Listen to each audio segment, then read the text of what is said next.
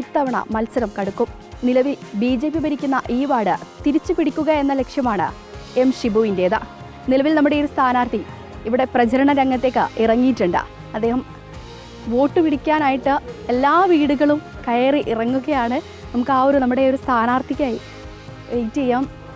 രാവിലെ തന്നെ വോട്ട് പിടിക്കാൻ ഇറങ്ങി. അതെ രാവിലെ തന്നെ. എങ്ങനെയുണ്ട് പ്രതികരണം? നല്ല അടിപൊളി പ്രതികരണം. ജനങ്ങളൊക്കെ ഭയങ്കര പോസിറ്റീവായിട്ടുള്ള റെസ്പോൺസ്, ഭയങ്കര സന്തോഷം. കാരണം എന്താ വെച്ച് കഴിഞ്ഞാൽ ഞാൻ ഈ സീറ്റിലേക്ക് വരുന്ന സമയത്ത് താരതമ്യേന ഭയങ്കര കോൺഗ്രസ് 3-ാം സ്ഥാനത്ത് നിൽക്കുന്ന സീറ്റാണെന്നൊക്കെ പറഞ്ഞുകൊണ്ടാണ് ഇങ്ങോട്ട് പോകുന്നത്. പക്ഷേ ഇവിടുത്തെ ജനങ്ങൾ കോൺഗ്രസിനെ അനുകൂലിക്കാനും നമ്മളെ യുവാക്കളെ അനുകൂലിക്കാനും തയ്യാറായി നിൽക്കുക. അവർ പറഞ്ഞതെന്ന് വെച്ചാൽ ഒരു ചെറുപ്പക്കാരൻ വരട്ടെ എന്നുള്ളതാണ് എല്ലാവരും പറയുന്നത്. അതിൽ തന്നെ ഭയങ്കര സന്തോഷമാണ്. നിലവിൽ BJP ഭരിക്കുന്ന ഒരു വാർഡും കൂടിയാണ്. അപ്പം എത്രത്തോളം ഒരു വിജയപ്രതീക്ഷയുണ്ട്? 100-110% വിജയപ്രതീക്ഷ. കാരണം എന്ന് വെച്ച് കഴിഞ്ഞാൽ കഴിഞ്ഞ പ്രാവശ്യം ഇവിടെ BJP ജയിച്ചത് ചില സാഹചര്യങ്ങൾ കൊണ്ടാണ്. ചില വോട്ട് മറിക്കലും ചില വോട്ട് അട്ടിമറിക്കലിൻ്റെയൊക്കെ ഭാഗമായിക്കൊണ്ട് മാത്രമേ BJP ജയിച്ചത്. അല്ലാതെ BJP ഒരിക്കലും ജയിക്കില്ല. കാരണം തൊട്ടടുത്തുള്ള 1-2 സീറ്റുകൾ ജയിക്കാൻ വേണ്ടി കച്ചവടം ചെയ്തതാണ് ഈ സീറ്റ്, ചില വോട്ട് കച്ചവടം. ആ വോട്ട് കച്ചവടത്തിൻ്റെ ഭാഗമായിക്കൊണ്ടാണ് ജയിച്ചത്, BJP ജയിച്ചത്. ഓക്കെ, CPMൻ്റെ നിങ്ങൾ ആലോചിക്കേണ്ട മേയർ ഉണ്ടായിരുന്ന സീറ്റാണ് BJP ജയിക്കുന്നത്. അപ്പോൾ ഞങ്ങളെ സംബന്ധിച്ചിടത്തോളം BJPയുടെ അടുത്തുനിന്ന് ഈ സീറ്റ് പിടിച്ചെടുക്കുക എന്നുള്ളതാണ് ഞങ്ങളുടെ ലക്ഷ്യം. ഇപ്പോൾ നിലവിൽ ഭയങ്കര ആത്മവിശ്വാസം തന്നെ ഉണ്ട്.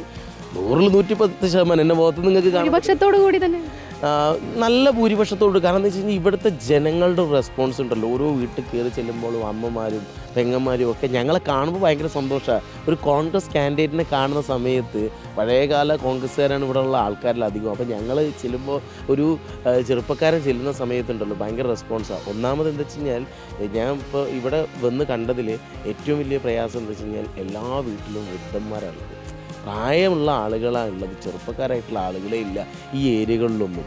അപ്പോൾ ആദ്യം ചേഞ്ച് ചെയ്യേണ്ടത് രാഷ്ട്രീയ പാർട്ടിക്കാരാണല്ലോ, ഭരിക്കുന്ന പാർട്ടിയാണല്ലോ ഇവിടെ ചേഞ്ചസ് കൊണ്ടുവരേണ്ടത്. കുട്ടികൾക്കുള്ള ജോലിയും കാര്യങ്ങളും എല്ലാ കാര്യങ്ങളും ചെയ്തു കൊടുക്കേണ്ട ആളുകൾ നമ്മളാണല്ലോ.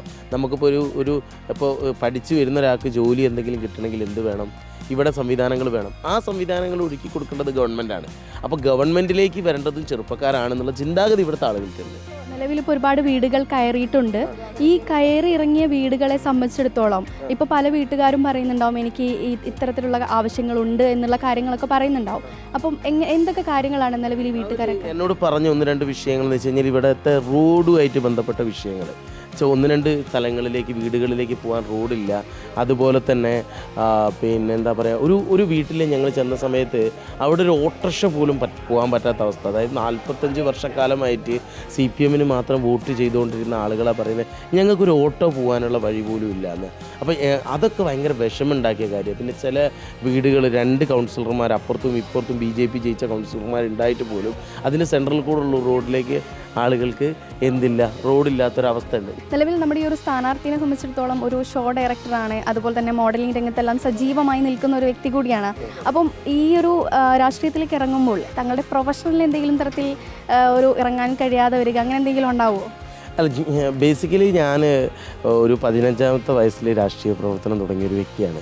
മലബാർ ക്രിസ്ത്യൻ കോളേജിലെ KSU യൂണിറ്റ് പ്രസിഡൻ്റ് ആയിരുന്നു, KSU ആയിരുന്നു, KSU ജില്ലാ സെക്രട്ടറി ആയിരുന്നു, യൂത്ത് കോൺഗ്രസിൻ്റെ മണ്ഡലം പ്രസിഡൻ്റ് ആയിരുന്നു. യൂത്ത് കോൺഗ്രസിലെ ഞാനൊരു സജീവ രാഷ്ട്രീയ പ്രവർത്തകനാണ്. ഒരു രാഷ്ട്രീയ പ്രവർത്തകന്, ഒരു പൊതുപ്രവർത്തകന് ആദ്യം വേണ്ടതൊരു ജോലിയാണ്.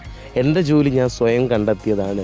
ഫാഷൻ ഷോ ഡയറക്ടറായിട്ടും കൊറിയോഗ്രാഫറായിട്ടും ഇവൻറ്റ്സ് ഓർഗനൈസ് ചെയ്യുന്നതൊക്കെ ഞാൻ സ്വയം കണ്ടെത്തിയതാണ്. അതെനിക്കൊരു ബുദ്ധിമുട്ടുണ്ടോയെന്ന് വെച്ചാൽ ഈ ഒരു 10-20 ദിവസം എനിക്ക് എന്താക്കാൻ പറ്റില്ല, പോകാൻ പറ്റില്ല, 1-2 ഇവൻറ്റ്സ് വന്ന് എടുക്കാൻ പറ്റാത്തൊരു സാഹചര്യമുണ്ട്.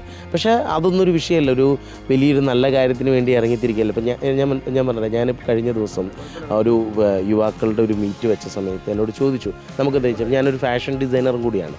അപ്പോൾ നമ്മളെ സംബന്ധിച്ചിടത്തോളം നമ്മൾ പറഞ്ഞു ഇത് പ്ലാസ്റ്റിക് റീസൈക്കിളിൽ നിന്നിട്ട് എന്താക്കാൻ പറ്റുന്ന നൂലുണ്ടാക്കാൻ പറ്റുന്ന ഒരു ഫാബ്രിക് ഉണ്ടാക്കാൻ പറ്റുന്നൊരു പദ്ധതിയുണ്ട്. അങ്ങനത്തെ പദ്ധതികൾ നാട്ടിൽ കൊണ്ടുവരണമെന്ന് ഞങ്ങൾക്ക് പ്രപ്പോസ് ചെയ്യാൻ പറ്റി. ആ പ്രപ്പോസ് ചെയ്യാൻ പറ്റിയെന്ന് പറഞ്ഞാൽ അങ്ങനെ ഒരു കാര്യത്തിനെ പറ്റി ഇവിടുത്തെ ആൾക്കാർ ചിന്തിച്ചിട്ടേ ഇല്ല. അപ്പോൾ നമ്മളുമാതിരി നല്ലൊരു അത്തരം ഫീൽഡിൽ നിന്ന് വരുന്ന ആളുകൾക്ക് അവിടെ എന്ത് ചെയ്യാൻ പറ്റുമെന്ന് പറയും. ഇപ്പോൾ ഖാദി ബോർഡ് ഉണ്ട് അല്ലേ, ഖാദി ബോർഡ്. ഇപ്പോൾ ഞാൻ പറഞ്ഞത് നമ്മളിപ്പോൾ മഹാരാഷ്ട്ര ആയാലും അതുപോലുള്ള സ്ഥലങ്ങളിലൊക്കെ ഖാദി ബോർഡ് അവരുടെ ഏറ്റവും ലേറ്റസ്റ്റ് കളക്ഷൻസ് ഷോക്കേസ് ചെയ്യാറുണ്ട്. അപ്പോഴാണ് ആ ഖാദി ബോർഡിനും ഖാദിക്കും ഖാദിയുടെ പ്രത്യേകതകളും ഒക്കെ എന്താവുന്നത്, മുന്നോട്ട് പോകാൻ പറ്റുന്നത്. അപ്പോൾ ഈ നമ്മളെ നാട്ടിലെ സംബന്ധിച്ചിടത്തോളം കേരള കൈത്തറിയാണ് ഏറ്റവും വലുത്. ഞാൻ ചോദിച്ചോട്ടെ, റെഡ് കാർപ്പറ്റിൽ വേൾഡിലെ ഏറ്റവും വലിയ ഷോയിൽ പോലും ആലപ്പുഴയിൽ നിന്ന് പോയ മാറ്റാണ് ഇട്ടിരിക്കുന്നത് അല്ലേ? ഷാരൂഖ് ഖാൻ അടക്കമുള്ള വോക്ക് ചെയ്ത് ഈ ലോകം മുഴുവൻ കാണുന്ന സ്ഥലത്ത് വോക്ക് ചെയ്യുമ്പോൾ അവിടെ ഇട്ടിരിക്കുന്ന മാറ്റ് എവിടുന്നാണ് പോയത്? നമ്മൾ ആലപ്പുഴയിൽ നിന്നാണ് പോയത്. നിലവിൽ 48 കേസുകൾ ഉണ്ട് എന്നുള്ള റെക്കോർഡ് തൂക്കിയ ആളും കൂടിയാണ് ഈ നിൽക്കുന്ന നമ്മുടെ ഈ ഒരു സ്ഥാനാർത്ഥി. ഈ 48 കേസ് എന്ത് കേസാണെന്നും കൂടെ ഒന്ന് പറയണം. വേറെ എന്ത് കേസ് ഉണ്ടാവാനാ? ഒരു പ്രകടനം നടത്തിയ കേസ് എടുക്കും. അതേപോലെ തന്നെ PDPP ഉണ്ട്. രാഷ്ട്രീയ കേസുകളൊന്നും അല്ലാത്ത കേസുകളൊന്നുമില്ല. അപ്പം എന്നെ സംബന്ധിച്ചിടത്തോളം എൻ്റെ ആദ്യം ഈ ഒരു പ്രചരണം നടക്കുന്ന സമയത്തും കോടതിയിൽ പോകാനുള്ള വ്യക്തിയാണ്. അതെ, ഇന്ന് കോടതിയിൽ പോകണം. എല്ലാം കൂടെ എങ്ങനെ മാനേജ് ചെയ്യുന്നു? കുറച്ച് ബുദ്ധിമുട്ടാണ്. പക്ഷേ എനിക്ക് ഏറ്റവും കൂടുതൽ എൻ്റെ ഫോം തയ്യാറാക്കി തരുമ്പോൾ ആളുകൾ ഏറ്റവും കൂടുതൽ ബുദ്ധിമുട്ടിയത് ഈ കേസിൻ്റെ ലിസ്റ്റ് എടുക്കാനായിരുന്നു. മൊത്തം കേസ് ലിസ്റ്റ് എടുത്ത് നോക്കുമ്പോൾ എനിക്ക് തോന്നുന്നു ഞാനും യൂത്ത് കോൺഗ്രസ് ജില്ലാ പ്രസിഡന്റ് ആർഷയിലും ഞങ്ങളുടെ രണ്ടാളും ലിസ്റ്റ് തയ്യാറാക്കാൻ സെപ്പറേറ്റ് ഷീറ്റാണ് എന്തെന്ന് വെച്ച് കഴിഞ്ഞാൽ എത്ര കേസുകളുണ്ട് എന്നുള്ളത്. എല്ലാ കേസുകളിലും കൃത്യമായിട്ട് ഏറ്റവും അവസാനം ഇപ്പം ഷാഫിക്കയ്ക്ക് മർദ്ദനേറ്റവുമായി ബന്ധപ്പെട്ട് നടത്തിയ മാർച്ചിലും ഞാൻ പ്രതിയാണ്. അതിനകത്ത് എടുത്തിരിക്കുന്നത് നോൺ ബെയിലബിൾ ഒഫൻസാണ്. ജാമ്യം ഇറങ്ങി ജാമ്യത്തിലാണ്. പാർട്ടിക്ക് വേണ്ടി അഹോരാത്രം പ്രവർത്തിച്ച് അടിപിടി കേസുകളും എല്ലാം കൊണ്ടും ആളങ്ങ് നിറഞ്ഞു നിൽക്കുകയാണ്. ഏതായാലും ആളെ സംബന്ധിച്ചിടത്തോളം വലിയൊരു പ്രതീക്ഷ തന്നെ, ഈ ഒരു ചക്കവരത്തുകുളം പിടിച്ചെടുക്കാം എന്നുള്ളൊരു പ്രതീക്ഷയും നമ്മുടെ ഈ ഒരു സ്ഥാനാർത്ഥിക്കുണ്ട്. ഏതായാലും എല്ലാവിധ ആശംസകളും നേരുകയാണ്, വിജയാശംസകളെല്ലാം നേരുകയാണ്. ഈ ഒരു BJPയുടെ ഈ ഒരു പ്രദേശം പിടിച്ചെടുക്കുക എന്നുള്ള ലക്ഷ്യത്തോടു കൂടി തന്നെയാണ്. എനിക്ക് ഏറ്റവും വലിയ സന്തോഷം എന്താ വെച്ച് കഴിഞ്ഞാൽ ഞാൻ മത്സരിക്കുന്നത് BJPക്കെതിരെ. BJPയുടെ ഒരു സിറ്റിംഗ് സീറ്റ് പിടിച്ചെടുക്കാനായാൽ അത് കോൺഗ്രസ്സിന് വരാൻ പോകുന്ന നിയമസഭാ തെരഞ്ഞെടുപ്പിലടക്കം വലിയ ആവേശം ഉണ്ടാക്കുന്ന ഒരു കാര്യമാണ്. അപ്പം അതാണ് ഇതിനകത്ത് ഏറ്റവും വലിയ ഹൈലൈറ്റ് ആയിട്ട് ഞാൻ കാണുന്നത്. തീർച്ചയായും വലിയൊരു വിജയം തന്നെയാണ് നമ്മുടെ ഈ ഒരു സ്ഥാനാർത്ഥിക്കുള്ളത്. എല്ലാവിധ ആശംസകളും നേരുകയാണ്. രാഹുൽ മക്കടയ്ക്കൊപ്പം അഭിന പിച്ചിറക്കൽ, കേരള വിഷൻ ന്യൂസ്, കോഴിക്കോട്.